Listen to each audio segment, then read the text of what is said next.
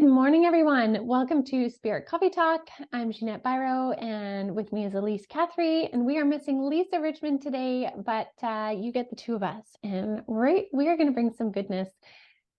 We want to talk about what we do or things to do when you hit a point in your spiritual journey, your manifestation, your intent setting, when you hit a point of non-action, blah, blah, non-action in which you have to surrender.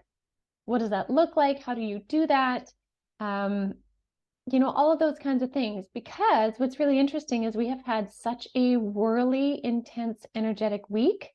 It's Friday, but it feels like it has been a couple weeks long to me, this one week. Like when I think of only Monday to today, it feels like there has been so much more that happened. We had the equinox on Monday. We had the new moon in Aries on Tuesday. Yesterday, we had Pluto go into Aquarius, which is a really big energetic movement.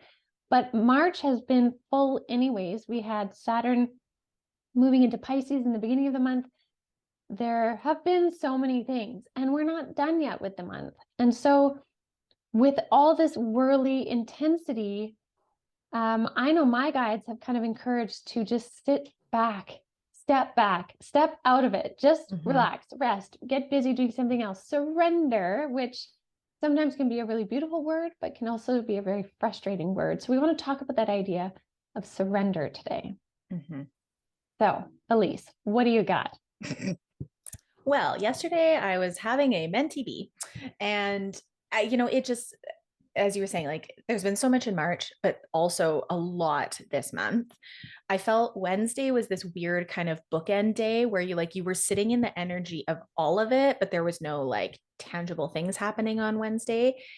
And I felt like I was just not in my life. Like the normal ways that I would go about a Wednesday were very like not accessible to me. It was like I got ready, I had my timing all mixed up. I had all of these things. I had these encounters with people where like they had different dogs all of a sudden. It was just this really weird, like nothing major, but this really weird day of kind of and I think we had talked about, it felt like we were kind of in between two worlds a little bit, and they were kind of overlapping. And so I know for me too, this week's sleep has been really, really challenging to access. I've just not been sleeping well, waking up a ton in the middle of the night. And then Wednesday was a really disorienting day. And it kind of was like weird and disorienting on the front half, and then triggering and disorienting on the second half. And then coming into yesterday, I felt really ungrounded, and I felt really like frustrated, and like I was just, and I think I even expressed to you at one point, like I'm there's this frustration and this sadness and all of this stuff coming up to the surface because I feel like I'm swimming upstream. I'm fighting against this current, and I'm trying to do these things that I feel called to, and that I feel intuitively aligned to, or that emotionally, mentally, in my life feel right. And I got to this point yesterday where I was like, I feel like I'm fighting against something, and I'm exhausted. And I don't know what it was, but I hit this point of breakdown, and I had to cry, and I had to like really sit in my stuff, knowing that the 23rd was a big day. I had blocked my calendar off as much as I could to try and create some space, because often Thursdays can be a busy day for me. And I'm learning that when I do that preemptively, or when it just happens, usually it's an intense day of some sort. That's because true. That's now twice in March where either the calendar has cleared itself or I've done that. And then it's like a roller coaster day. But, I think for me, one of the first steps, all to say in this kind of rambly story, is that when we hit that point of like, I feel, here's trouble. Point in case. When I hit that point of, oh boy, Dexter's gonna scream. Apologies, everybody. He doesn't like the puppy.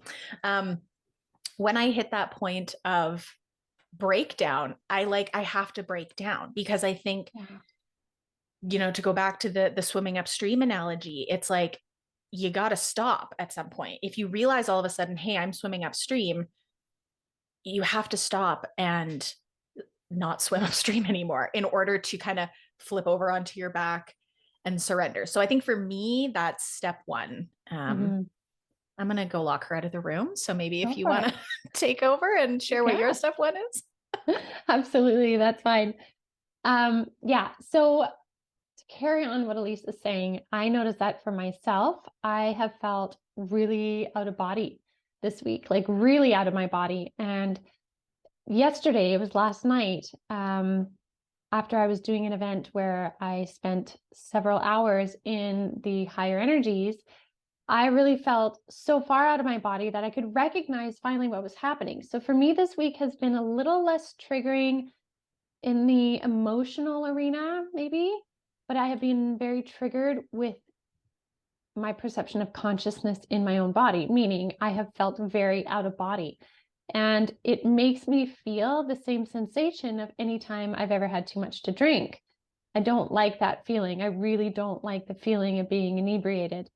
And so for me to not be inebriated, but be walking around 24/7 in that feeling in my mind is very unsettling. It really bothers me. And I'm like trying to look into my reality, and I don't feel like my eyes are fully in my head, kind of like I feel like I'm slightly removed, and like I hear my voice, but I'm slightly removed.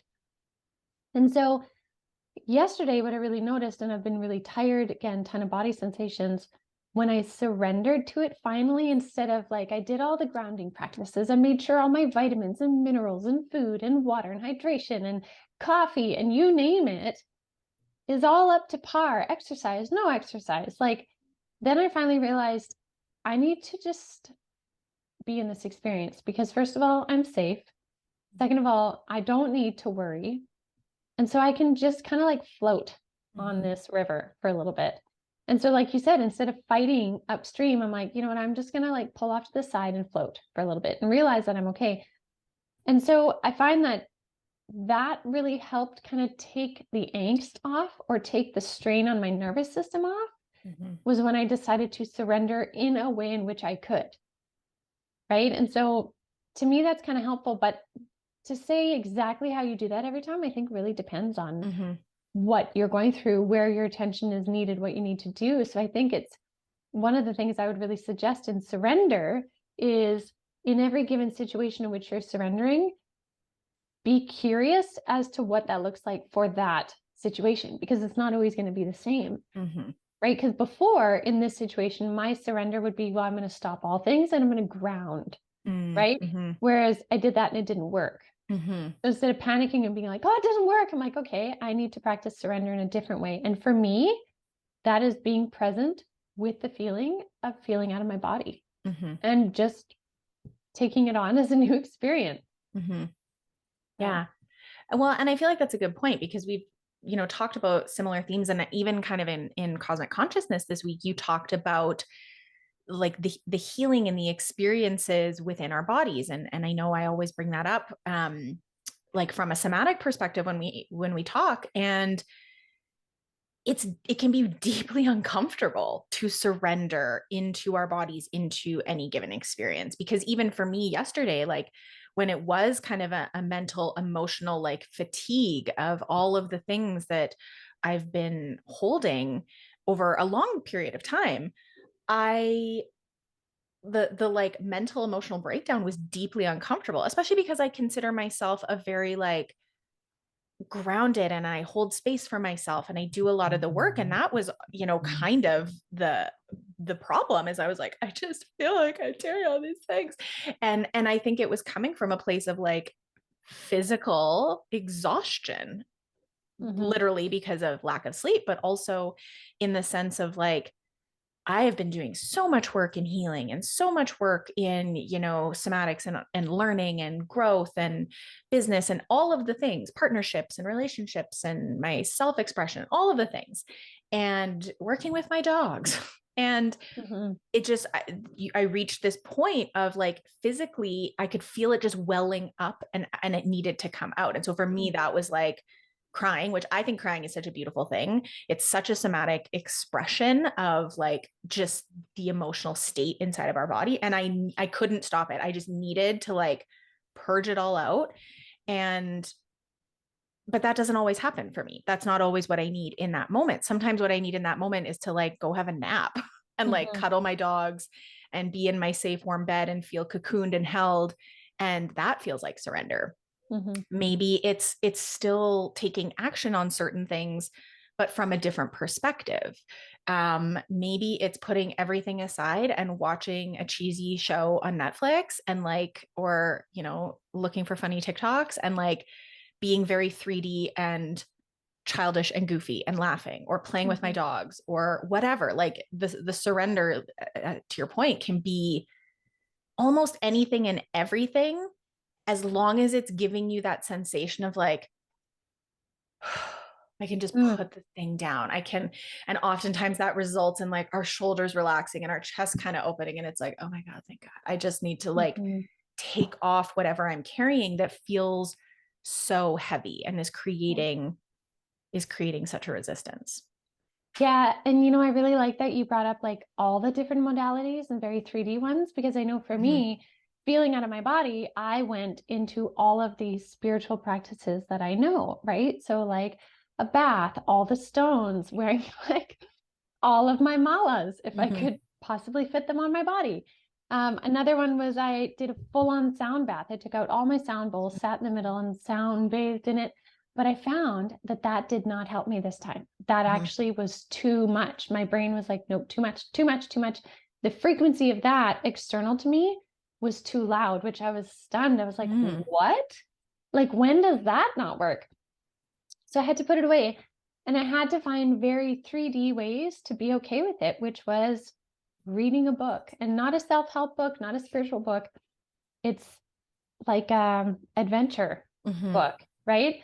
So that was one of them. Another one was being like artsy crafty with my daughter, right? Like very 3D, non-spiritual things to surrender.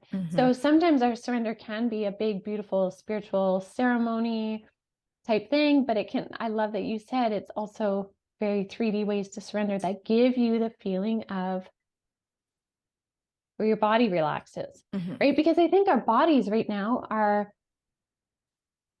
really taking such a brunt of the, not only the energetics we're seeing in the astro, right? Like the astrology, the moon cycles, all of that, our bodies are taking a hit. Solar flares, our bodies are taking a hit. The Schumann resonance coming from the earth, solar flares from the sky, astrological alignments, our auras and our bodies are constantly like, oh my gosh, what's this? What's this? Then our minds are taking such a hit right now too, right? With everything we see happening in 3D. And we all know we can look in any direction and be overwhelmed by any one topic, right? So we have that playing. And then the spiritual ascension of people's minds opening right now too, to higher thought, higher consciousness, maybe spiritual interactions with different beings, your spirit guides, deceased loved ones, like the thin veil.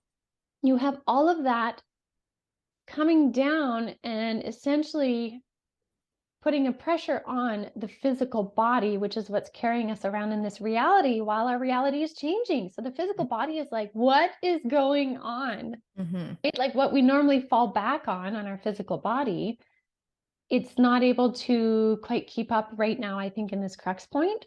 So we have to get really curious and really creative in how we find that balancing point, that peace, that surrender, essentially. Yeah. You know, even one of the other things I did yesterday is like when I was getting dressed, I was like, sweatsuit, sweatsuit all day, sweatsuit, make it work for wherever you're going. Like comfort, nourishment, anything, like you said, that just allows us to just kind of take that breath and feel a little bit more connected inward in a peaceful way. And, you know, it's funny, I was having a conversation with a client just before this. And so it's funny that we decided to talk about this, but there's this balance of just because we're surrendering. I think my brain in past used to think like, well, if I'm surrendering, that means I'm like giving up, or I'm not doing anymore. I'm not taking any more action. And there's this really kind of intricate, delicate balance that I think, you know, can ebb and flow. It's not just a balancing point. It's like, it's a perpetual balancing act of surrender and inspired action, and and dancing or floating between the two, because inherently surrender doesn't mean, oh, give up, stop trying, never swim again. It also means like if we go back to the stream analogy, you're still moving down the stream. You're just doing it in a different way. And maybe because you're surrendered and you're letting your body rest a little bit, you're able to notice that, like, oh, I was actually going in the wrong direction. I was swimming upstream. Or, oh, I actually could make it to the same point by going downstream a little bit, because the river curves and takes me back to a very close point to where I was trying to get to. And so there's this like perception of, we still take action, we still show up in our lives, we still, do what we need to do. But the question is like, how can I surrender or create the experience of surrender in my body, in my spirit, in my mind in this moment, while still showing up in my life and doing the things that I need to do? And it's not saying that we just like throw everything down and are like, oh, I can't. And maybe you do for a half an hour or an hour because you need a nap. And that surrender is like full surrender into sleep mode for an hour. And then you get up and you feel like, okay, I feel a little bit better. I'm going to go walk the dogs because I know that they need that. But I'm going to do it in my sweatsuit. Yeah. I'm not going to, put my cute fitness gear on and go for like a speed walk. I'm going to go on a lollygag walk in my sweatsuit and stand in the sunshine and take in the vitamin D. Like it's like you said, it's getting creative, which sometimes when we're in a really stressed out state is hard for our mind. So that's where it's like, can you pause and do something to kind of flip over onto your back and start the surrender process? And sometimes that takes a cry or a frustration with spirit or yourself, or, kind of a pinch point that triggers that. Oh, I need to surrender right now. And then getting creative, as you can from that place. Yeah. I love that you said the pause, because my guides were showing me this imagery of exactly what you're talking about, of how to start the surrender. And they were like, it just starts with giving it a moment of pause. It starts with breath. And I was like in what way? And they're like, honestly, just encourage people to stop. Like when you catch yourself feeling the overwhelm, feeling out of body, feeling any of those things, is catch yourself and then give yourself the time to pause for a minute. So even if it is 5 breaths, like maybe you have a rule of thumb. I know 10 breaths can really change your whole nervous system reaction, but say it's 5, say it's even 3 really deep, slow breaths. And in those 3 breaths, you're like, okay, I need to implement the 3 breath reaction or something or protocol right now. But in those 3 breaths, you say to yourself, what do I need right now? Like, what do I need in this moment? Because I'm feeling overwhelmed. I'm feeling too busy that I don't even want to stop, which is why I need to stop. So with these 3 breaths, what do I need? And it might be, I need to put sweatpants on first because I'm so uncomfortable in what I'm wearing, right? Maybe that's number 1. And then after you're like, okay, that helped. Now what do I need? Okay, I need food. I need this. I need to actually answer these 5 emails because they're running amok in my mind. So if I do that, I'll put them aside. And it's when we practice that pause, we can help kind of start to unravel the chaos of where we need to surrender and where we need to take action. Because like you said, it can be both, right? 2 things can be true at the same time. So it's kind of like figuring out what that is helps us fall into that surrender. Yeah, I love that. And I feel like, when we talk about meditation and mindfulness practices, sometimes meditation and mindfulness practices are great because you can go into that really Zen, recharging place. I know for me right now, when I'm really in a taxed place, meditation feels very uncomfortable and I just don't want to do it. And I, to be honest, even wanted to kind of stay out of the energies a little bit. I was like, no, I'm good. I don't really feel like, meditating, or I'm so tired, I'm just going to fall asleep and I have to get ready for work soon. But all to say the practice of meditation and learning that skill for ourselves, even if we're not actively practicing meditating, it's what helps create space between our experiences to access that pause, to bring the awareness to the quickness and the churning of our brain. And so, not to say if you haven't been practicing meditation, then like, oh, I guess you're SOL, but it's more, if meditation or mindfulness is challenging for you right now, or it's always been challenging for you, it's something you've not really practiced, the shift can just be to say like, okay, can I just start to notice my thoughts today? Even sometimes setting that intention with yourself can help your brain start to pay attention to your thoughts more, because, you know, it's like when you start thinking about buying a yellow car and then you see yellow cars everywhere, you know, sometimes that can be a spirit thing, but it's also in our mind, it's in our reticular activating system of like looking for the thing, looking for the thing. So when we say, okay, I notice that I'm getting really overwhelmed, I'm just going to really watch today and notice, how am I feeling? Can I pause? Or maybe you pause, make it a practice to pause regularly throughout the day, even if you're not feeling overwhelmed, so that you're bringing the idea of pausing into your awareness more, so that it's a little bit more accessible to you when you do feel really overwhelmed. Yeah. Or you set the intention like, okay, if my brain can't access that today because there's so much going on and I'm stressed and whatever's happening. Oh, 11.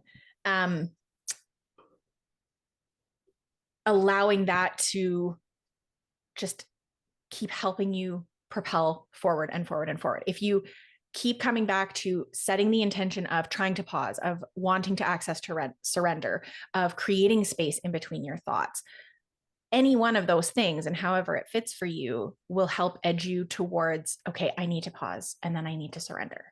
It's just so easy to get wrapped up in it. And then sometimes we don't, we get to a point where it's like, okay, then there's like a bit of a breakdown internally, or maybe we get really upset and we yell at our kids, and then we realize like, oh, that was uncomfortable. That's your pause, right? So it's not just, it doesn't have to look one way, I guess is what I'm trying to say. And that the more you just bring the awareness of, this is what I want to do and I want to support myself in today or on any given day, the easier it'll be to access. Yeah, I agree. And you know what's so neat is, while you were talking, spirits like pull from the red deck. So we have this red deck, we call it the red deck. It's the Wisdom of Oracle by Colette Baron Reid. It's one of like the oldest ones we've had, right? Like you and I have had this one since the beginning. A long time. I think it was probably one of my first ones that I bought, actually. Yeah, I think me too. So what was really interesting is everything that we're talking about today, they are literally echoing in the cards. So first of all, and these were jumpers. First is chaos and conflict, right? So it's acknowledging the chaos and conflict right now. Yeah. But again, this chaos and conflict is bringing new life, right? She's breaking out of the shell. She's breaking out of this to expand, to see and experience new life. So we need chaos and conflict to create change for new life. So the guidance is surrendering into the here and now, right? Look at her. Now she's sitting on top of the egg. She's finished breaking out of it and she's sitting on top of it. And we are on top of the egg in any given moment. It's when we're too far in the future, too far in the past, is when we bring in even more chaos and conflict in change times. During times of change, the only thing we can control is the right now, right? And so it's essentially that. It's surrendering to what it is, figuring out what you need to surrender to, how you need to do that to bring you the comfort. So I think that's pretty neat. It's just nice when there's like that extra reassurance in the cards. Yeah. I love that. All right. Well, what are you going to do to surrender this weekend? What am I going to do? I feel like doing some painting. Not art painting, like wall painting. I've been kind of like chipping away. Are you going to do show and tell next week? Yeah, my house. We've been kind of repainting some different walls and changing things around. And so I want to kind of keep going on that project because I find that very grounding. It's very 3D, keeps me very present. I could take it meditative if I wanted to. I find painting walls can be very meditative. But it also helps me change and alter things in my 3D environment, which helps me like refresh into this new energy, because I feel so much newness coming that I notice I'm wanting to do that. Like I'm changing furniture around in different rooms and all the different ways, new plants, just different things. So I find that is helping me kind of usher in the new and embrace the new, and then also feel a sense of control in it because I'm doing something within my environment, my sacred space. So that, and playing with my kids, like that's on the menu for sure. How about you? Love that. As I asked it, I was like, oh, why did I ask that? I don't know the answer to this question. Honestly, I think for me, it's to rest. Like I am fatigued. I have not slept well this week. My body is feeling it. My mind is feeling it. I've been busy. Like I just need a bit of a rest. So I think, I had a really full calendar of like, I'm going to do this and I'm going to do that. And I'm going to get groceries. And even now I'm like, okay, can I order groceries to pick up? Like, what can I do to do as little as possible and try to not take on uh, too many big things this weekend and just kind of be and enjoy. So that's going to be my Nice. my goal. Yeah, that's great. Awesome. Because rest is productive. Says your shirt. That's my shirt. Oh, it's backwards. You can't see. Productive. There. Productive. See? There you go. Yeah. He's chilling. Very nice. I love it. All right, everyone. Well, thank you so much as always for joining us. Hopefully today's episode will help encourage you all to, find your surrender moments, or maybe it's a big one, maybe it's a small one, maybe it's many small ones, but your energy, your experience matters no matter what's happening in the cosmos in your life.